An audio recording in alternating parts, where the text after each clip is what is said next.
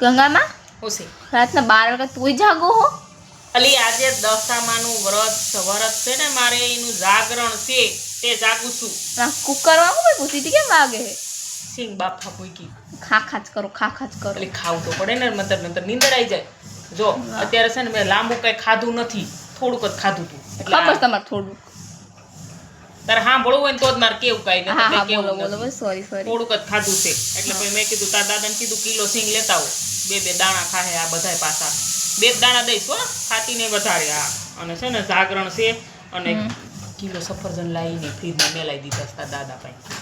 કોણ ખા દેવાના હે? ના ના કોઈ નહીં હો ભાઈ, તો હું ઘરે જઈને શીર કરીને ખાઈ નહીં. કેમ? જો ને નપાલીસ આપી, જો હું આ ગોયણી થઈ હતી, કોના થાળી આપી જો.